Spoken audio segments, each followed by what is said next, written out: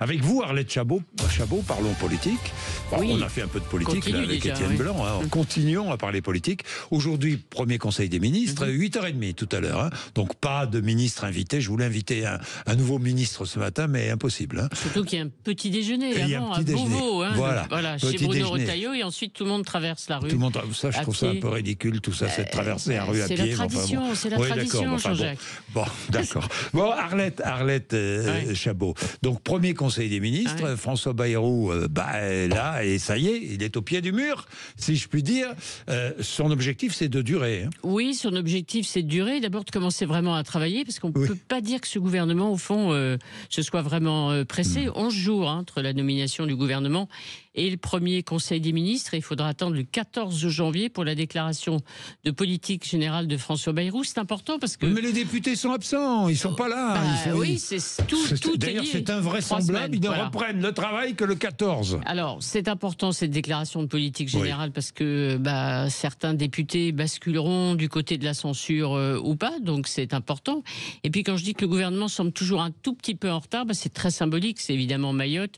Le départ tardif du Premier ministre, départ retardé encore de 24 heures à la dernière minute, et puis cette fameuse loi d'urgence pour Mayotte qui devait être étudiée aujourd'hui, symboliquement premier conseil, est décalé à mercredi prochain.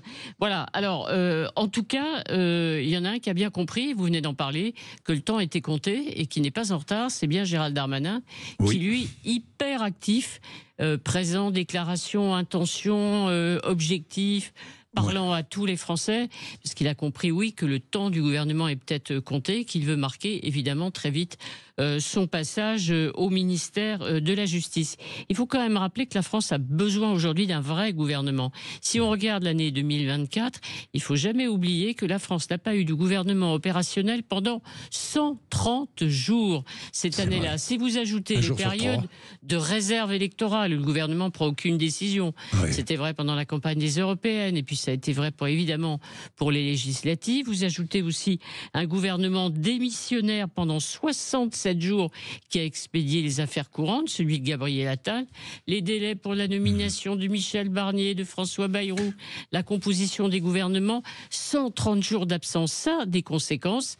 On le voit aujourd'hui, le déficit budgétaire, on ne sera pas autour des 5%, mais plutôt des 5,5% pour 2025. Et puis, hier, le gouvernement, Bercy, a confirmé que la croissance serait inférieure à celle qui était annoncée ou sur laquelle Michel Barnier avait construit effectivement son budget, 0,8 au lieu de 1%.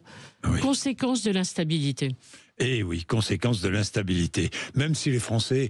Entre nous, se moquent un peu de savoir s'il y a un gouvernement ou pas. Enfin, j'ai l'impression que beaucoup de Français se disent aujourd'hui... Ils sont indifférents. Indifférents sans doute à la politique, mais pas indifférents aux conséquences. Indifférents à la dette maintenant. Exactement. Ça a changé. Absolument. Ça a changé. Le regard des Français a changé. Si on regarde le premier sondage de l'année, l'Institut Harris Interactive, on voit bien que effectivement, la préoccupation de la dette a augmenté de 16 points. Exactement. C'est très important. Dette, déficit. Les préoccupations restent les mêmes. C'est bien sûr le pouvoir d'achat, la sécurité, l'immigration. Mais on voit bien que les finances publiques et l'état des finances publiques préoccupent les Français qui se disent que pour 2025, il n'y a sur le plan politique, pour l'instant, aucune visibilité. Oui, que veut-il faire ? Que veut faire François Bayrou en 2025 ? Alors, on durer, le sait ou pas ? on va le dire, durer, essayer de faire passer un budget, tenir le plus longtemps possible. On sera au mois de février, si c'est possible ou pas. Et que veulent faire aussi les autres ? Alors les autres, ce sont les oppositions.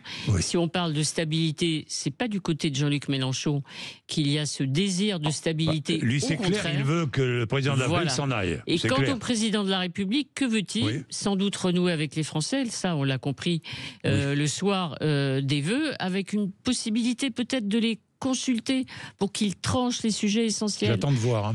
Eh ben, on attend de voir, parce qu'effectivement, organiser un référendum sans s'engager personnellement et sans risque, ben, c'est pas évident. Hein. C'est moins qu'on puisse dire, parce que généralement, un président lit souvent son sort au résultat du référendum. Eh bien, c'est un plaisir d'écouter votre sagacité tous les vendredis matins sur l'antenne de Sud Radio, et nous allons vous retrouver tout à l'heure avec Guy Carlier, évidemment. Les auditeurs, nos auditeurs, dans un instant, nos auditeurs, Alexandre, Frédéric, Karine, qui sont avec nous en ce début d'année. À tout de suite.